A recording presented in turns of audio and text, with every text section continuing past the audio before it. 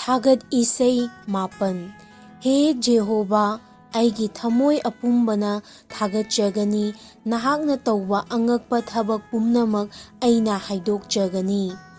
Aina nangonda nungaijagani amasung haraujagani.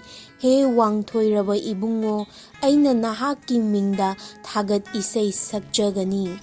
Aigi yeknabasingna tunghanbada nahakki mangda mokhoi tuduna tumna mangani, maramdi nahakna aigi hak amasung aigidamak lepire.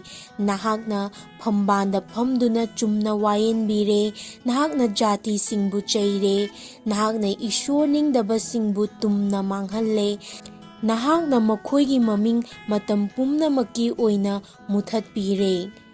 Yeknaba mahak matam pumnamakki oina mang takle, nahakna saharsing manghalle, makhoibu ningsingba adu phawba mangkhre.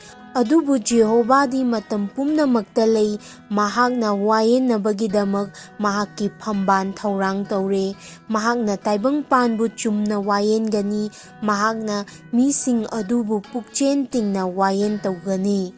Jehovahdi nahetpirabasingi changjafamni, awa ananggi matamda thupnafamni.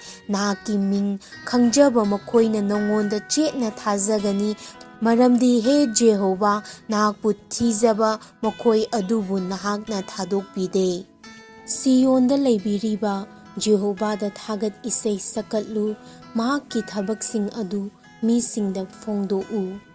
Mahakna mi hatpagi laman khumbibada, mahakna makhoibu ningsingbi, leikta lairabasingi kapchaba adu mahakna kauthokpide. He Jehovah, aibu thaujanbiyu, asibagi khayatagi aibu thangatpiba nahakna. Aibu yengthibasingna thokhanba aigi awaba asi khangbiyu. Masi nahakna kanbibagi maramda, Siyongi machanupisingi thongjawsingda aina nahakpu thagatjanaba, nahakki kanbiba adu aina phongdokjanabani. Jati singna tawjaba komda makhoina puthare, makhoina lonna thakjaba langda makhoigi makhong thure.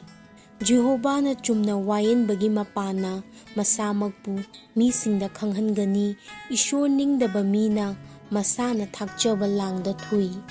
Ishor ningdaba singna khamnung leibakta chatkigani, matau asumna ishorbu kauthokpa jati pumnamaksu.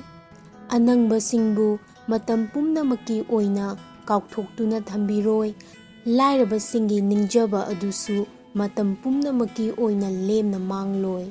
Lengkhatpiro he Jehovah, taibang mina ngamhanbiganu, nahakki mangda atopa jat singbu wayenbiyu. He Jehovah, makhoibu kihanbiyu, makhoi taibang misingni haibasi jati singna khangsanu.